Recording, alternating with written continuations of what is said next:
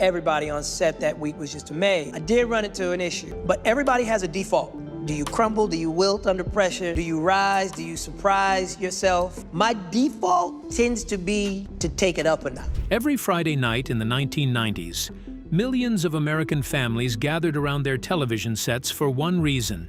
They wanted to laugh. They wanted to feel good. And for 9 straight years, Family Matters delivered exactly that. A warm, funny, familiar world where a Chicago cop named Carl Winslow navigated the beautiful chaos of raising a family on the South Side. But here's what most fans never figured out. Behind every laugh, there was a battle. Behind every catchphrase, there was pain. Behind every episode that made you smile, there were actors sitting in dressing rooms crying, producers breaking promises, and a show slowly eating itself alive from the inside out. Today, we're pulling back the curtain on one of the most beloved and most misunderstood sitcoms in television history. 20 secrets, 20 revelations, and by the time we're done, you will never watch Family Matters the same way again. Stay with us, because secret number 7? Writers tried to kill the most popular character on the show 3 separate times, and nobody ever found out why until now. Secret number 20. Steve Urkel was only supposed to appear once. The origin story of Family Matters is one of the greatest accidents in television history. The year is 1989. The show is in its first season. A young actor named Jalil White walks into an audition for a single episode role. A nerdy neighbor who would ask Laura Winslow to a school dance, get rejected, and vanish forever. 1 episode, 1 awkward kid, 1 joke, done. Jalil White showed up wearing suspenders and oversized glasses, armed with a nasal, high-pitched voice that made the producers shift uncomfortably in their seats. Nobody in that audition room was entirely sure if what they were watching was funny or just deeply strange. The Steve Urkel character was originally supposed to be a one-shot deal. It was really overwhelming. It was really awesome because... That uncertainty, by the way, is actually a good sign in comedy. The best characters live in the uncomfortable space between cringe and genius. When they filmed the episode in front of a live studio audience, something happened that no one had anticipated. The crowd didn't just laugh, they erupted. Every single line Jalil White delivered got a massive response. His now iconic catchphrase, "Did I do that?" brought the house completely down. Between takes, audience members were literally standing and applauding for a character they had just met. The producers sat in the control booth in stunned silence. They brought White back for another episode, then another. By the end of season 1, Steve Urkel had appeared in over a dozen episodes. By season 2, he was in every single one. By season 3, the opening credits had been completely redesigned to feature him front and center. When was the last time a character written for one throwaway scene ended up completely redefining an entire show? That almost never happens. And here, it happened entirely by accident. Secret number 19. Reginald VelJohnson was promised a completely different show. While Jalil White's rise was one of the great surprises in sitcom history, it was also one of the great betrayals. Reginald VelJohnson didn't sign on to Family Matters for the show it became. He signed on for something far more meaningful, a serious spin-off from Perfect Strangers, centered on a black Chicago police sergeant balancing career demands with the realities of raising a family. The concept was grounded. It would tackle real issues, policing from the inside, financial pressures on working-class black families, the tension between a father's duty to his community and his duty to his children. VelJohnson loved it. He'd spent years in supporting roles, and here was finally a chance to lead something with substance. The third day, I went back to the studio, and Ivan said to me, he said, well... The first season matched that vision. Episodes dealt with Carl's job stress, teenage pregnancy scares, financial hardship, real problems, handled with heart and honesty. Then Steve Urkel arrived, and slowly, episode by episode, the show VelJohnson had signed up for disappeared.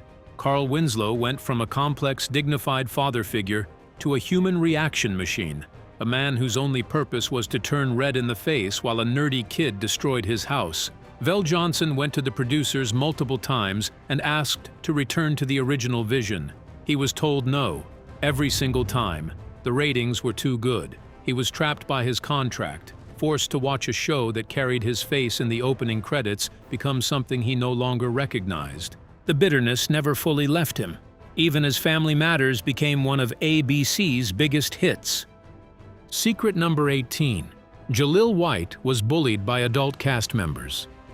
You'd think that being the most popular character on one of network television's highest-rated shows would be a dream for a 12-year-old.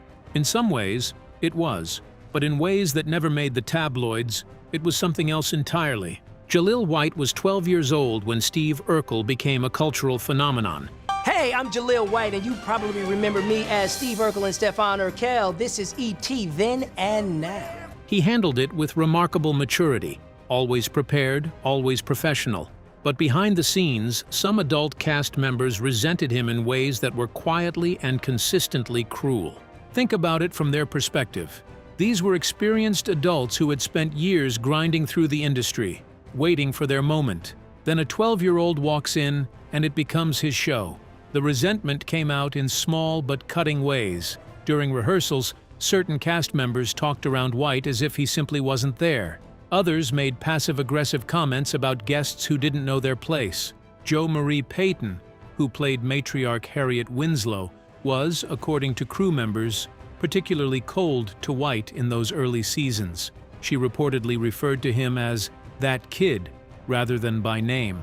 White was mature enough to understand what was happening, and young enough to be devastated by it. He would go to his dressing room between scenes and cry, genuinely confused about why the adults around him seemed to hate him for being good at his job. How does a child process success when that success makes the people around him treat him like an enemy? The fact that White carried that weight, kept performing, and kept delivering speaks to something extraordinary in his character. Secret number 17. The transformation chamber existed because White demanded it. By season 4, Jaleel White had played the same character for 3 straight years. Same voice, same glasses, same jokes. And while audiences were still loving every moment of it, White was quietly going out of his mind. He was a trained actor with genuine range. Steve Urkel offered him almost none of it. Jaleel White's iconic character first appeared in the 12th episode. So he went to the producers with a direct request: let me play other characters. The producers hesitated. Their entire show was built on the Urkel formula, but White understood his leverage. The show needed him far more than he needed any single version of the character. So they struck a deal. The result was the Transformation Chamber, a scientifically indefensible machine that temporarily turned Steve Urkel into Stefan Urkel, a smooth, confident alter ego who was Urkel's complete opposite. It made zero logical sense, but it gave White what he needed: breathing room. He eventually played multiple characters: Urkel, Stefan, Myrtle Urkel, and others. Here's the irony nobody talks about. Audiences never embraced Stefan the way they loved Urkel. Transformation episodes had lower ratings. Fan mail decreased when Stefan appeared too often. White fought hard for artistic growth, and the audience voted against him every single time. He was trapped by his own creation, a character so beloved that evolving beyond it was the one thing fans simply would not allow. Secret number 16. Judy Winslow vanished without a single word of explanation. Think back to the Winslow family: Carl, Harriet, Eddie, Laura, and their youngest daughter, Judy. Jamie Foxworth played Judy Winslow for the show's first 4 seasons. She was there from day one, a regular cast member with her own storylines and her own place in the family. Then, after season 4, she simply ceased to exist. Not written off, not explained away, just gone. Season 5 opened as if Judy Winslow had never been born, and nobody in the writer's room felt the need to address it. For viewers, it was strange. For Jamie Foxworth, it was devastating. She was 14 years old when producers called her into an office and told her she was no longer needed. No warning, no chance to say goodbye to cast members who had become her family. She was fired, cleanly and quietly, and the show moved on without a backward glance. The aftermath was brutal. She couldn't book other roles. Her family had budgeted around her income. She fell into depression, made choices she later openly regretted, and spent years rebuilding a life that had been knocked sideways before she was old enough to fully understand what had happened to her. Judy, roaches are just misunderstood. In fact, roaches are highly resourceful. The cruelest detail? The show went on without her and continued to thrive, delivering one final silent message to a 14-year-old girl. You were completely disposable all along. Secret number 15. Kellie Williams fought directors on nearly everything. Who do you think was the most difficult person on the Family Matters set? Most people would guess wrong. Kellie Williams played Laura Winslow, the object of Steve Urkel's relentless affection, and arguably the second most important character on the show. On screen, sweet and patient. Off screen, fighting battles the camera never captured. The central conflict was about Laura's soul. Directors consistently wanted Laura to be cruel to Steve, to reject him harshly, and mine the comedy from her contempt. Williams argued this made Laura a bully, a girl who constantly humiliates someone who genuinely, vulnerably loves her, is not a romantic lead. She's a villain with better hair. Williams pushed for nuance. She wanted audiences to see Laura's internal conflict, genuine appreciation for Steve's heart existing alongside the honest reality that she wasn't attracted to him. The then 12-year-old was only booked for a single appearance. Hi, Laura. Directors dismissed her. She refused to back down. Arguments broke out. She sometimes walked off set until a compromise was reached. Damon Wayans, who played Eddie, later acknowledged that Kellie was the only cast member with the courage to consistently fight for her character's integrity when producers just wanted easy laughs. Her battles mattered. Laura evolved from a one-note mean girl into something more complex. But it cost Williams professionally. She was labeled difficult and uncooperative. The industry punishes women who fight for their characters. It always has. Secret number 14. The network move that killed the audience. For 8 seasons, Family Matters was a crown jewel of ABC's legendary TGIF Friday night lineup. Step by Step, Boy Meets World, Sabrina the Teenage Witch, and Family Matters anchoring the whole block. Friday nights belonged to ABC in the 1990s, and this show was a massive reason why. Then in 1997, ABC canceled it, not because of bad ratings, because the network wanted to rebrand its Friday night block toward younger demographics, and Family Matters didn't fit the new vision. CBS immediately picked up the show for a 9th season, thrilled to acquire a proven hit. What CBS failed to grasp was that the audience wasn't loyal to Family Matters. They were loyal to TGIF. When the show moved networks and shifted to a different night, the audience simply didn't follow. Ratings collapsed by more than 50% almost immediately. Cast members watched helplessly as their audience evaporated, contractually required to keep filming anyway. The 9th season felt less like a television show and more like a slow, sad goodbye that nobody had officially announced yet. The TGIF classic Family Matters premiered in 1989 and went on to air 9 seasons. Family Matters didn't die because it stopped being good. It died because the networks treated it like a commodity instead of a community. Secret number 13. Damon Wayans almost played Steve Urkel. Before Jaleel White won the role of Steve Urkel, producers were seriously considering someone else, someone not yet famous, someone named Damon Wayans. This was pre-In Living Color. Wayans was still primarily known as a stand-up comedian hunting for his breakout. He auditioned for the Urkel role, bringing physical comedy and a high-pitched vocal approach remarkably similar to what White would eventually perfect. Producers loved his energy. He made it to the final callbacks. The deciding factor came down to age and commitment. Wayans was in his late 20s, potentially too old to convincingly play a high school student pursuing a teenage girl, and there were concerns about those optics. Additionally, Wayans was fielding other opportunities and couldn't fully commit to what might turn out to be just one episode. White was an actual teenager, perfect for the role and completely available. The decision made itself. Wayans went on to co-create In Living Color and build one of the most remarkable comedy careers of his generation. White became Steve Urkel and spent 9 years both blessed and imprisoned by the role. But here's the question worth sitting with. What would Family Matters have looked like with Wayans' sharper, edgier sensibility behind those iconic suspenders? We'll never know. And that uncertainty is one of the most fascinating footnotes in 1990s television history. Secret number 12. The Urkelbot was a complete accident. The Urkelbot, the robot duplicate of Steve Urkel that became a beloved recurring character, was never supposed to exist beyond a single throwaway scene.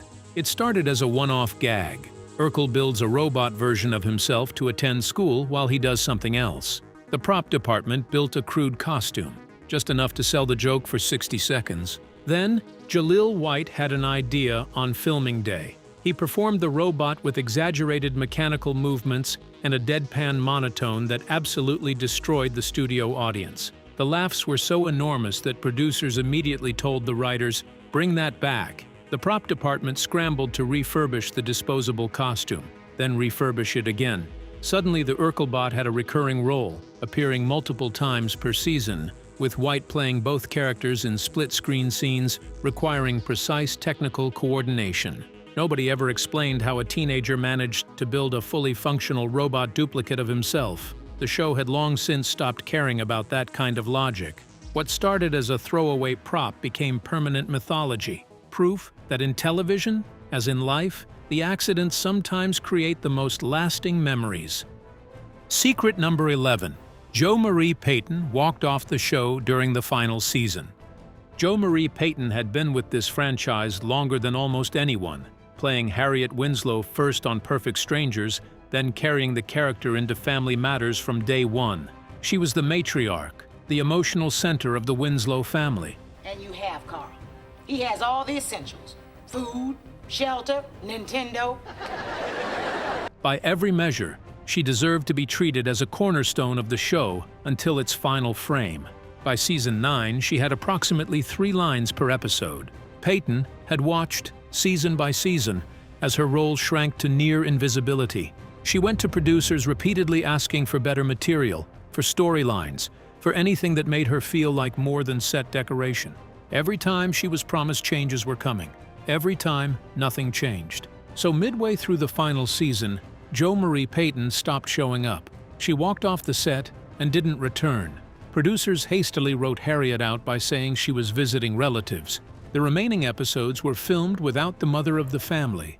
And for the series finale itself, the final episode of one of the most successful family sitcoms in ABC history, the matriarch was completely absent. Payton later said she had no regrets, that staying would have meant trading her dignity for a paycheck. What that tells you is that by the end, the show had become so unrecognizable from its original promise that one of its founding cast members found it more dignified to leave than to stay.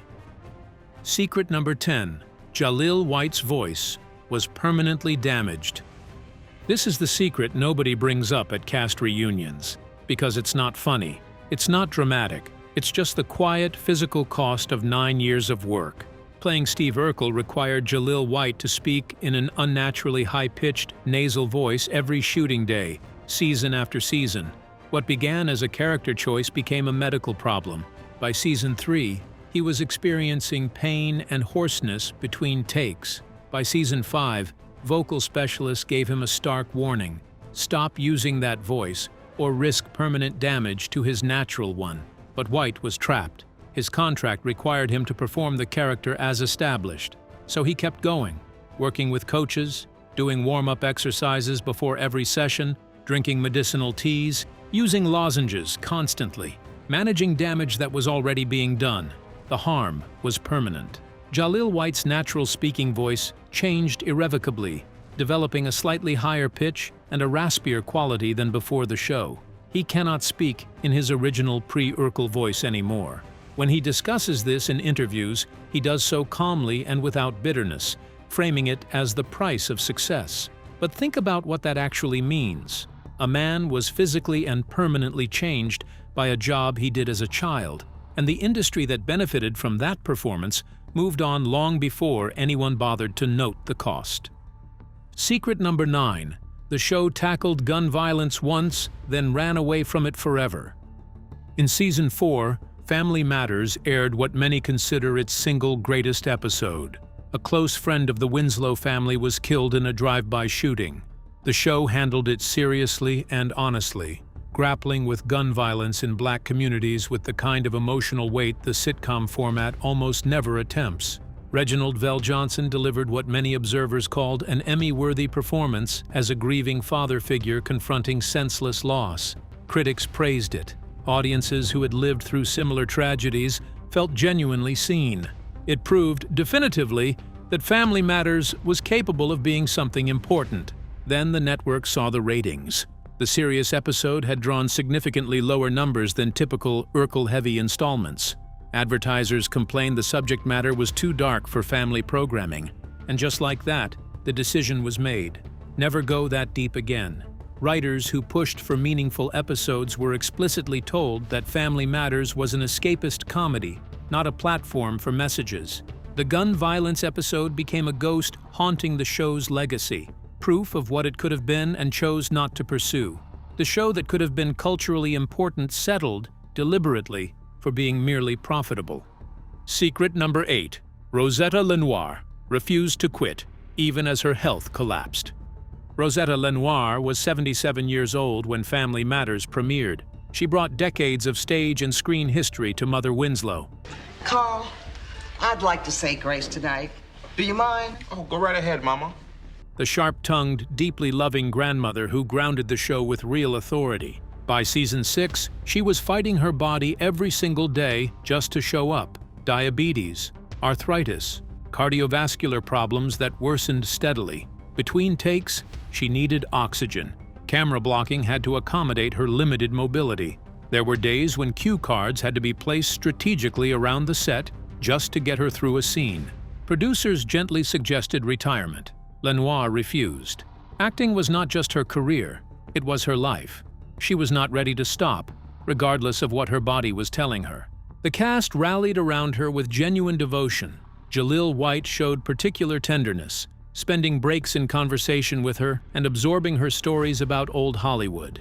She made it through 8 seasons before her body finally forced her hand. She passed away in 2002 at 90 years old, having worked nearly until her final days. Her story is a reminder that dedication to craft doesn't dim with physical decline, and that sometimes the most inspiring people on a set are the ones the cameras spend the least time on. Secret number 7. The writers tried to kill Steve Urkel 3 separate times. And here it is, the one you've been waiting for. By season 6, the writing staff was in quiet crisis. They had written hundreds of Urkel episodes, exhausted the formula dozens of times over, and the character had become a creative cage, limiting what stories the show could tell and what directions it could explore. So the writers pitched the unthinkable: kill Steve Urkel. The first attempt involved a serious car accident. Urkel dies. The Winslows learn to appreciate people while they're alive. Network executives killed the idea immediately, horrified at the thought of eliminating their most valuable commercial asset. The second attempt involved a science experiment gone wrong, Urkel accidentally erasing himself from existence. Too dark for the show's tone. Rejected again. The third attempt came in season 8 and nearly succeeded. The plan: permanently transform Urkel into Stefan Urkel, effectively ending the original character while keeping Jaleel White employed. Scripts were written. Episodes were planned. Then they showed it to test audiences. The reaction was so strongly, viscerally negative that producers shut the entire concept down immediately. Every attempt to eliminate Urkel failed for the same fundamental reason. He had become more valuable than the show itself. The writers who created him were now his prisoners, forced to keep resurrecting a character they had grown to resent, because the audience would accept absolutely nothing less. Secret number 6. Shawn Harrison was fired for one reason only: money. Shawn Harrison played Waldo Faldo, Eddie's lovably dim-witted best friend, and he was one of the show's quiet treasures. Harrison brought genuine warmth to a character that could easily have been a cheap, stupid person joke. Waldo was innocent rather than dumb, sweet rather than pathetic. Audiences loved him. He appeared consistently through season 8. Then, in season 9, he was simply gone. No goodbye, no explanation, just absent. The reason had nothing to do with his performance. When CBS picked up the show, they demanded significant budget cuts.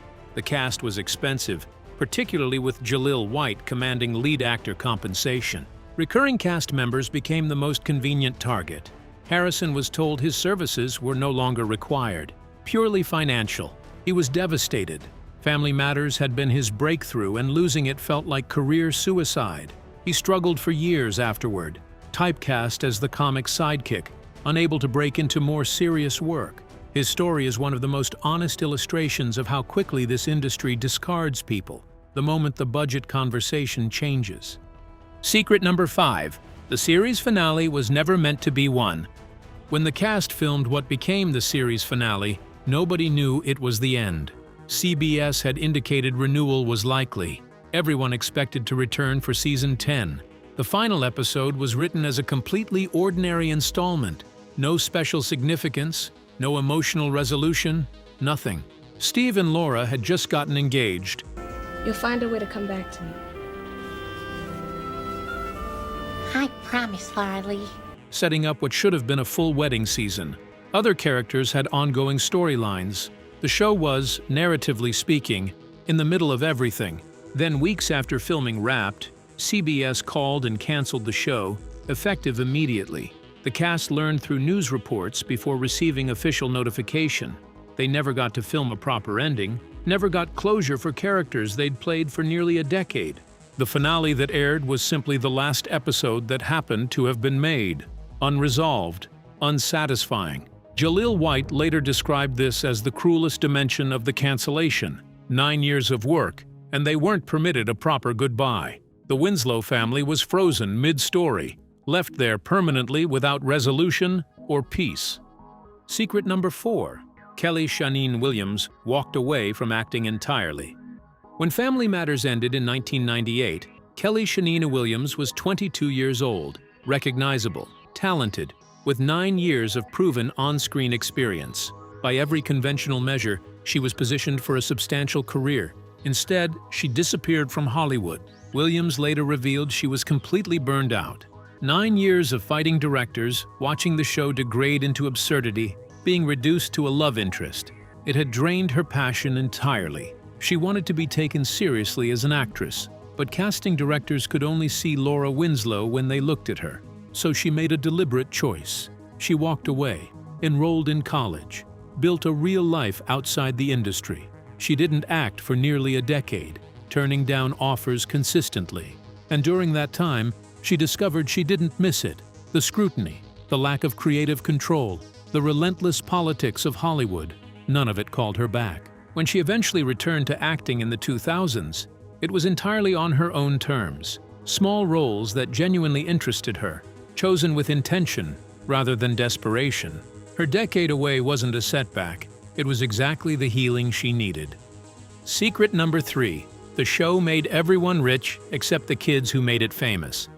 Family Matters became a syndication goldmine, airing multiple times daily across various networks for decades, generating hundreds of millions in residual payments. Adult series regulars like Reginald Vell Johnson and Jo Marie Payton received substantial syndication income. Producers and creators built genuine fortunes from the show's afterlife. Meanwhile, the child actors, Jaleel White, Kellie Williams, Damon Wayans, received minimal residuals from any of it. Their contracts, negotiated when they were minors, didn't include favorable syndication terms. Their parents and guardians had signed deals that appeared generous during original production, but had no meaningful provisions for decades of reruns. Jaleel White spoke about this publicly, noting that a single commercial he filmed in the early 2000s paid him more than years of Family Matters syndication income combined. The financial disparity wasn't an oversight, it was a structural exploitation of the fact that children can't negotiate their own contracts. The one positive outcome was broader industry change, better legal protections for young performers, and mandatory financial literacy requirements for parents of child actors. Reforms that came too late for the kids of Family Matters, but not too late for the generation that followed. Secret number 2. Jaleel White tried to escape Steve Urkel, and it destroyed his career. After Family Matters ended, Jaleel White did what any actor who had spent 9 years trapped inside one character might do. He ran. He took roles specifically designed to prove his range. He gave interviews insisting he was not Steve Urkel. My neato suspenders and my charming laugh. He refused to wear the glasses at public appearances. He refused to do the voice. The strategy backfired with remarkable speed. Audiences felt rejected, like White was ashamed of the character they had grown up loving. Casting directors read his refusal as a red flag. Job offers dried up almost entirely. Then White appeared at a fan convention, in character, and the response was overwhelming. People lined up for hours, crying, telling him what Urkel had meant to them, how the show had gotten them through difficult childhoods, how that character had made them feel seen and less alone. White understood something in that moment that changed everything. Steve Urkel wasn't his enemy. The character had given him access to opportunities most actors never receive. Running from it wasn't freedom, it was self-sabotage. He started embracing Urkel deliberately, and his career improved almost immediately. The lesson was hard-won but clear. You can't escape your legacy. You can only decide how to carry it. Secret number 1. A reboot has been trapped in development hell for over 15 years. Since 2010, the Family Matters reboot has been announced, rumored, developed, abandoned, re-announced, and abandoned again so many times, it has become its own kind of running joke.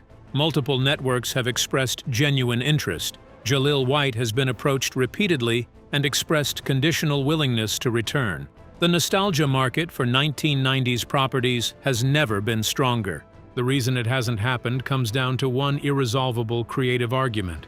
Every pitch centers on Steve Urkel as the main character, with the Winslow family in supporting roles. Several original cast members have refused to participate in that version, arguing with real historical justification that centering everything on Urkel is precisely what destroyed the original show.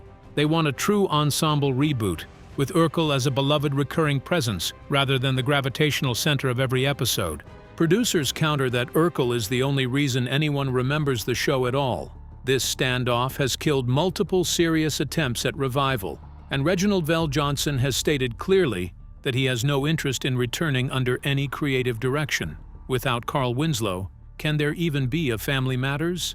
Maybe the reboot's perpetual failure is, in a strange way, the right outcome. Maybe some shows are too tied to a specific moment in time, a specific feeling, a specific Friday night ritual, to survive translation into a different era. Maybe Family Matters is better left as what it was, a warm, complicated, imperfect, deeply beloved artifact of the 1990s, whose behind-the-scenes story is ultimately more fascinating than anything that ever appeared on screen. So here is what you now know that most fans never figured out. Family Matters was not simply a happy show with happy people making happy television.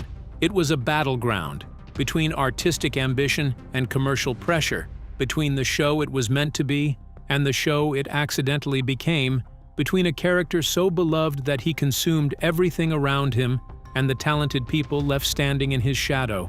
Reginald VelJohnson deserved the show he was promised. Jamie Foxworth deserved a proper goodbye. Kellie Williams deserved to be heard. Jo Marie Payton deserved more than 3 lines an episode. And the children who gave 9 years of their lives to a show that made fortunes for everyone else deserved contracts that reflected what they were actually worth. None of that diminishes the joy the show brought to millions of people, but it adds something essential to the story. A reminder that the laughter you remember cost someone something real. Now you know.